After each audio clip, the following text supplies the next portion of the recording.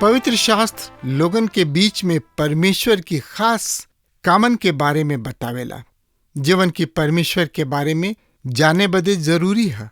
TWR द्वारा प्रस्तुत कार्यक्रम जिंदगी की राह का यह उद्देश्य है कि आप सबन के परमेश्वर के मार्ग में आगे बढ़े में मदद करे और जिंदगी का मार्गदर्शन करे। कृपा करके देखी सुनी ताकि परमेश्वर आपकी जिंदगी का मार्गदर्शक ठहरें। वचन अध्ययन से पहले सुनी एगो सुंदर आत्मिक गीत।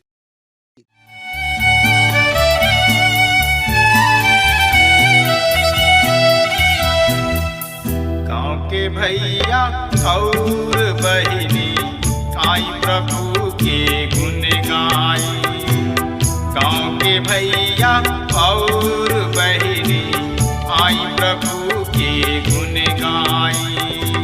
प्रभु महान बाड़न जग के रचैया, प्रभु महान बाड़न जग के रचैया। गाँव के भैया और बहिनी आई प्रभु के गुण गाई। गाँव के भैया और बहिनी आई प्रभु के गुण गाई।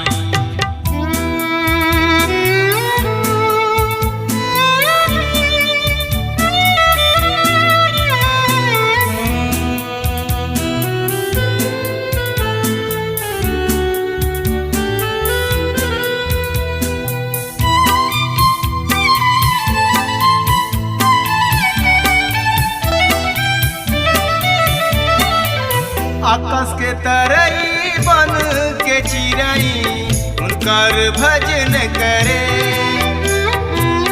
भूमि नदिया और चटनवा जोर से थपरी पीटे।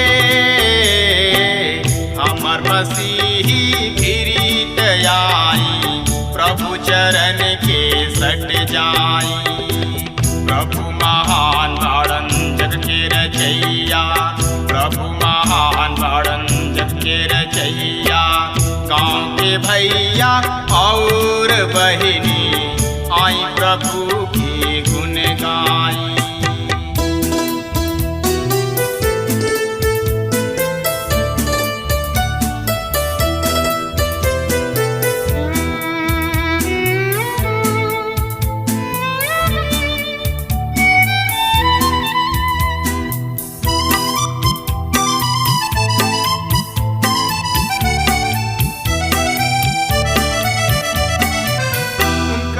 अगिया जे न मानी पापों में गिरत जाई।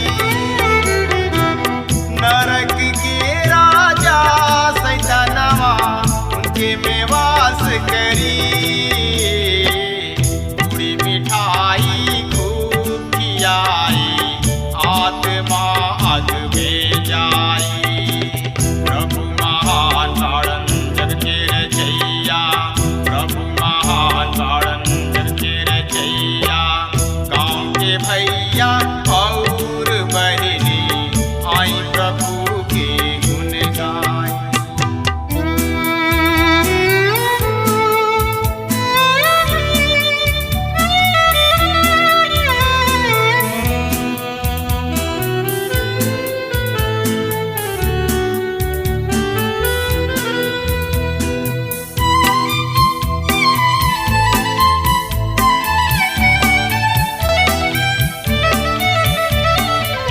हम तो गवैया प्रभु कथन के पाहुर देवे यनी।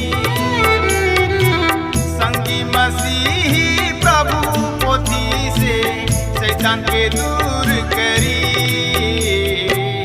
जीवन आशीष रौरा पवनी उहे बड़ाए सबके बाटी। हाँ मित्र, विलाप गीत 2 अध्याय के 5 पद में एह तरी से लिखल बा, नबूकदनेस्सर जवन कुछ भी कैलन ओकरा खातिर परमेश्वर पूरा जिम्मेवारी लिहले। प्रभु नबूकदनेस्सर के द्वारा ऐसन होके दिहले। परमेश्वर उनका के एगो छड़ी के रूप में प्रवेश कैलन, जौना तरी से ऊ इसराइल के दंड देवे खातिर असीरिया के इस्तेमाल कैले रहले। का रुआ कभी विचार कैले बानी कि परमेश्वर काहे रुआ राह में लोगन के रोड़ा बन के आवेले? का रुआ कुछ लोगन से मिले पसंद ना करी ना? का कुछ लोगन के आपन दुश्मन समझी ना? परमेश्वर हमनी के जिंदगी में कुछ चीज विशेष रीति से होके देले। रुआ के ई सब बात के स्मरण रखे के होई कि परमेश्वर के हाथ रुआ ऊपर बा। विलाप गीत की किताब 2 अध्याय के 7 पद में लिखल बा, स्वामी आपन वेदी त्याग दिहले, ऊ आपन पवित्र स्थान छोड़ दिहले। ऊ सियोन के भवन के दीवाल शत्रु के हाथ में सौंप दिहले। जैसे निर्धारित पर्व के दिशा पर प्रभु के मंदिर में कोलाहल होला, ओ सही दुश्मन सब कोलाहल मचौले। मित्र, ऊ भवन जेकरा के परमेश्वर अभिषिक्त कैले रहन, जौना के बनावे खातिर निर्देश देले रहन, जहाँ पर उनकर उपस्थिति सदा वहां पर बनल रहल। अब ऊ कहताने कि यह दिन हम एह मंदिर के ढाई देव। चर्च जाए वालन लोगन के अपने खुद के जिंदगी के निरीक्षण करे के चाही।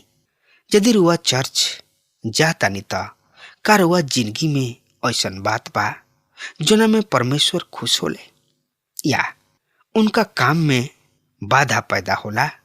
जब रुआ चर्च जाई ना तो का बढ़िया दिल से जाई ना, या बुराई के नजर से वहां जाई ना? का परमेश्वर के आत्मा रुआ के उपयोग कर सकता?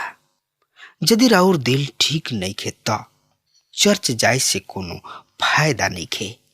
का रुआ जानता नहीं कि ऊ कौन सा भयानक रात जगह रहे जहां पर यीशु मसीह पकड़वावल गइलन?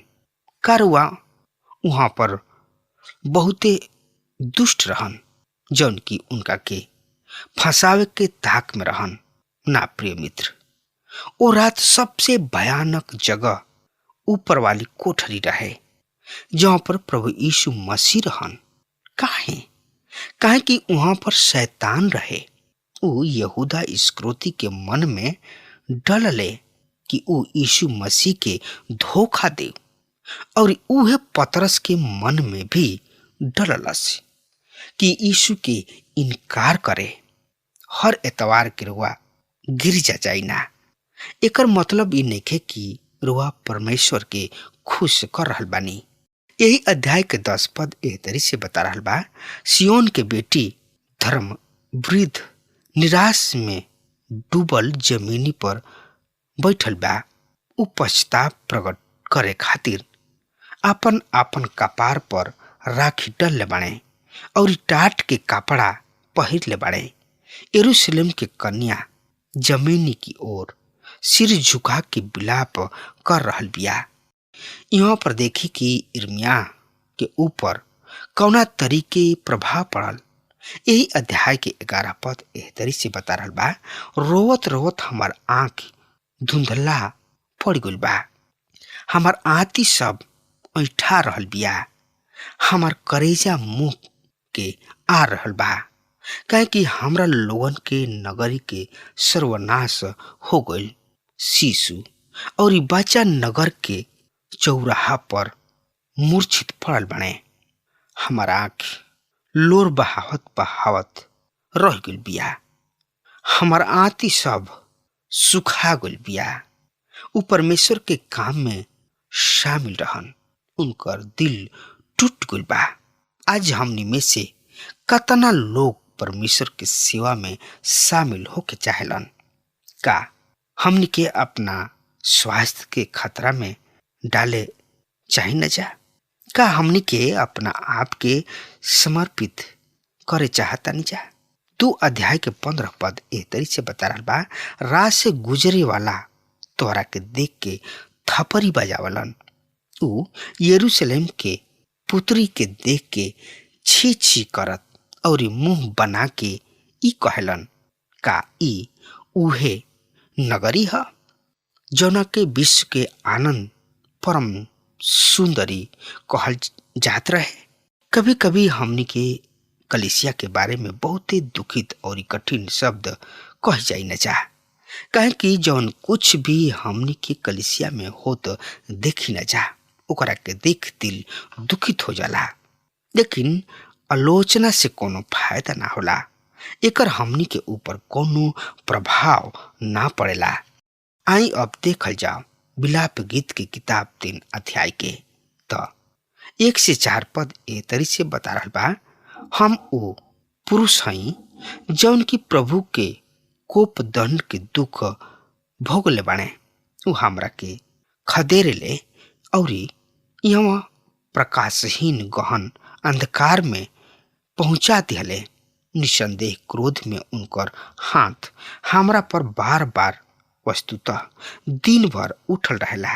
प्रभु हमार चमड़ी और हमार मांसू गला दिहले, उ हमार हड्डी सब चूर चूर क दिहले। मित्र, ई आदमी इर्मिया अनेक कष्ट और दुख में से होके चल रहल बड़े, गुजर रहल बड़े और देखले भी रहले। यरूशलेम की चिंता के कारण उनकर स्वास्थ्य भी कमजोर पड़ गइल पिया। उ टूट चुकल बने, उ टूटल दिल वाला आदमी रहन। उनका प्रति युतर से प्रतीत होता कि परमेश्वर कैसे कह सुन करेले। परमेश्वर कहीं चल निखन गोल, उ अपना लोगन के साथे बाड़े। इब्रानी के पत्री 13 अध्याय के 5 पद एह तरी से बता रहल बा, सुनी ध्यान से। रुआ लोग धन के लालच मत करा, जौन तोहरा किन बा ओकरा से संतुष्ट रह, काहे कि परमेश्वर खुद कहल बाड़े, हम तोहरा के ना छोड़ब, हम तोहरा के कभी भी ना त्यागब। मित्र, आई अब देखल जाओ विलाप गीत की किताब 3 अध्याय के 21 से 24 पद एह तरी से बता रहल बा, पर हम अपना दिल में ई स्मरण करतानी, अतः हमार आशा ना टूटेले। प्रभु के करुण निरंतर बनल रहेला, उनकर दया अनंत ह। रोज सवेरे ओह नया अंकुर फूटेला, उनकर सच्चाई अपार बा। हमार प्राण कहला, प्रभु ही हमार अंश हवे, अतः हम उनकर आशा करब। सच में मीठ ना गोले, ई यह परमेश्वर के करुणा के महाफल है, काहे कि उनकर दया अपार बा। प्रति भोर उ नया होत रहले, उनकर सच्चाई महान है। परमेश्वर अपना लोगन के न्याय कैलन, पर उन लोग के पूरा तरी से न्याय ना कैलन। विश्वास जोग बचल लोगन के द्वारा वो अपना राष्ट्र के निर्माण कैलन। आई अब देखल जाओ विलाप गीत 4 अध्याय के। सोना के रंग कैसन फीका पड़ गइल बा, शुद्ध सोना कैसन खोटा हो गइल बा। यरूशलेम में पवित्र पत्थर रूपी पुरुष गली कुची के घोर पर मृत पड़ल बा। सियोन के क्षण पुत्र जवन शुद्ध सोना के तुल रहे, उ कोहार के बनावल गोइल माटी के बर्तन के समान तुच्छ मानल गोइल। इर्मिया सोना के तुलना सियोन के नौजवान से कर रहल बने। यहूदा के 5 लोग जवन की सोना के बर्तन के समान रहे, अब माटी के बर्तन जैसन हो गइल, उ टूट गइल बा। मल युद्ध के विषय में ई भयानक चीज हुआ। ई राष्ट्र के 5 नौजवान के हटा देले। यही अध्याय के 4 पद एह तरी से बता रहल बा, प्यास के कारण दुख पिए वाला बच्चा के जीभ उनका तालू से चिपक गइल। बच्चा रोटी मांग रहल बाने, पर केहू भी ओहनी लोग के रोटी नहीं खे देत। नबुकदनेस्सर के अधीनता में यरूशलेम के होखल बहुत ही भयानक बात रहे। शहर में लोग कष्ट झेल रहल बने। वो अपना आँखी के सामने अपना छोट बचन के मुँह देखताड़े। विलाप गीत 4 अध्याय के 5 पद एह तरी से बता रहल बा, जे पहले 56 भोग खात रहे, अब वो सड़क पर भूख से मारल पड़ल बने। जे कीमती वस्त्र पहन के जवान भइल रहले, अब वो घोड़ा के गले लगा रहल बने। उन्हीं लोग बहुत ही आरामदायक जिंदगी बितावत रहन। उन्हीं लोग किने बहुते बड़ बाजार रहे, लेकिन अब उ खाली उजार पड़ल बा। एक दिन जौना तरी से उन्हीं लोग लाभ उठावत रहले, अब ना उठा पावत रहले। एकर मतलब उन्हीं लोग किने अब कुछ नहीं खे। कल्पना करी कि अभी रोवा किने सुख सुविधा के सब चीज अभी रोवा किने मौजूद बा, और एक हफ्ता बाद सब दुकान उजड़ गई, बिजली बंद हो गई, गैस भी नहीं खे। अब का हुई? ऐसन स्थिति के रुआ समझ सकता नहीं। और यरूशलेम के साथ ओ समय कैसन रहल हुई? परमेश्वर ओहनी लोग की न्याय कैलन। यही 4 अध्याय के 6 पद के हम पढ़तानी। हमार लोग के नगरी यरूशलेम के अधर्म के दंड सदोम नगर के पाप के दंड से अधिक कठोर बा। जवन नगर बिना कोनो के हाथ लगौले ही क्षण भर में उलट पुलट गोल रहे। मित्र, परमेश्वर सदोम और अमोरा के न्याय कैलन, यरूशलेम के न्याय कैलन, काहे कि यरूशलेम के पाप सदोम और अमोरा से भयानक रहे। सोची कि जवन सुसमाचार सुनलन और विश्वास ना करलन, जब ओकर न्याय हुई त उन्हीं लोग के दशा कैसन हुई? विलाप गीत 4 अध्याय के 7 से 10 पद एह तरी से बता रहल बा, तोहरा लोगन के नगरी के तरुण हिम से अधिक निर्मल रहे, दूध से अधिक उज्जवल रहे। उनकर देह मूंगा से अधिक लाल रहे, उनकर रूप नीलम जैसन सुघर रहे। अब उनकर चेहरा अंधकार से अधिक करिया पड़ गई रहे। उस सड़क सब पर पहचानल भी न जाला। ओकर चमड़ी हड्डी से चिपक गइल बिया। जे तलवार से मारल गइल उ ओह लोगन से बढ़िया रहे, जौन की भूख के शिकार बनले। उ खेत के अन्न के अभाव में सुध गइल और मुरझा गइल। 10 पद, दयालु महतारी सब अपना ही हाथ से अपना वचन के पकावेले। हमार आपन लोग के नगरी के विनाश के समय ई बच्चा अपना महतारी सब के आहार बन गइले। ई भइल जब तीतुस सन 70 में यरूशलेम के नाश कैले। लोग ऐसन भूखा हो गइले कि महतारी अपना खुद के बच्चा सब के पका के खाए लगली। लोग सोची तनकिसा कैसन भयानक दशा भइल होखी। लेकिन आज महतारी सब गर्भपतन करा रहल बाड़ी। प्रिय भाई बहन, ई कत्ल ह। यही अध्याय के 13 पद एह तरी से बता रहल बा, पर ई यरूशलेम के नबी सब के पाप सब के कारण, उनकर पुरोहित के दुष्कर्म के कारण संभव भइल। काहे कि नबी सब और पुरोहित सब धर्मी सब के रक्त नगर में बहावल गइल। मित्र, काहे कि झूठ भविष्यवक्ता सब और याजक सब सच्चाई के ना बतौले। यही अध्याय के 16 पद एह तरी से बता रहल बा, खुद प्रभु अपना क्रोध से उन्हीं लोग के अन्य राष्ट्र के तितर बितर कैले बाने।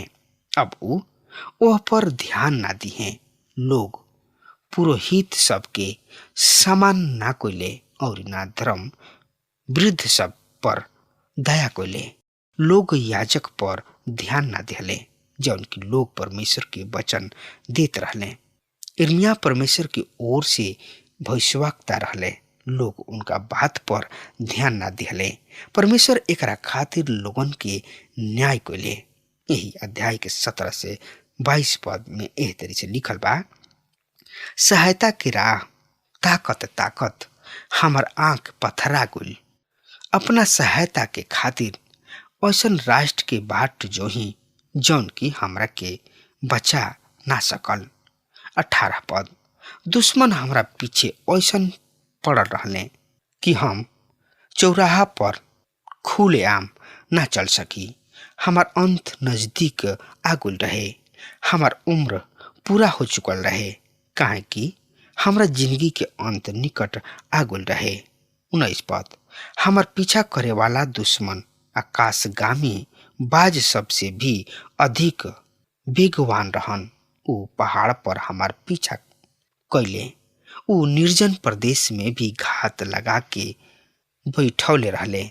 20 पद, हमार प्राण प्रभु के अभिषिक्त बंदी बना लिहल गइल और ऊ उनका गढ़ा में डाल दिहल गइल। हम अपना राजा के विषय में ई कहत रही, हम महाराज के छत्र छाया में पृथ्वी के राष्ट्र सब के बीच जीवित रही हैं। ओ एदोम देश के राजधानी, ओ उस देश में रह वाली, तू यरूशलेम के पतन से आनंदित बाड़ू। आनंद मनावा, पर याद रख तोहार भी पतन होई। विनाश के प्याला तू पियबू, तू मदमस्त होखबू और आपन नंगापन के दर्शन करबू। 22 पद, ओ सियोन के बेटी, तोहार अधर्म के दंड पूरा भइल। प्रभु तोहरा के भी अधिक दिन तक विदेश में निर्वासित ना रखी हैं, पर तू ओ एदोम के बेटी पुत्री, तोहरा के तोहरा अधर्म के दंड दी हैं। ऊ तोहरा सब पाप के उघरी हैं। न्याय के बाद परमेश्वर ओहनी लोग के वचन देताड़े कि ऊ ओहनी लोग के देश दी हैं। आई अब देखल जाओ विलाप गीत 5 अध्याय के। ये अध्याय के 1 पद के हम पढ़ रहल बानी। हे प्रभु, स्मरण कर कि हम पर का बीतल बा, जौन हमार निंदा भइल बा ओकरा पर नजर कर। यहूदा आपन आदर खो चुकल रहन, जौन की उनकर पहले रहे। 11 पद से लेके 13 पद एह तरी से बता रहल बा। सियोन में औरत सब, यहूदा प्रदेश में कुंवारी कन्या भ्रष्ट कर दिहल गइल। दुश्मन सब हमार अधिकारी सब के उनका हाथ बांध के लटका दिहले। धर्म वृद्धों के अनादर कइल गइल। 13 पद, कम उम्र के बच्चा यानी कि किशोर सब के चक्की पीसे के पड़ेला। बच्चा लकड़ी के बोझ से लड़खड़ा के गिरेलन। प्रिय मित्र, ये अपना लोगन खातिर इर्मिया के प्रार्थना है। हमनी के ये बात से सीखे के बा और एकरा ऊपर अमल करे के बा और चले के बा। अब हमार समय खत्म हो रहा बा, तब तक खातिर वह हमारे के आज्ञा दी। परमेश्वर वह के बहुत ही आशीष देस। आमीन। हमके विश्वास बा कि ई कार्यक्रम आप सब खातिर फायदेमंद सिद्ध भइल हुई। हम चाहतनी कि आप सब अपन अपन आशीष हमरों से बांटी। अगर आप सबके लगे बाइबल से चाहे आपकी निजी जिंदगी से क्यों सवाल होके चाहे क्यों समस्या खातिर प्रार्थना करावे चाहतनी तो हमारी फोन नंबर पर जरूर संपर्क करें। परमेश्वर आप सबके बहुत आशीष प्रदान करें और आज का दिन आप खातिर सुखद बनावे।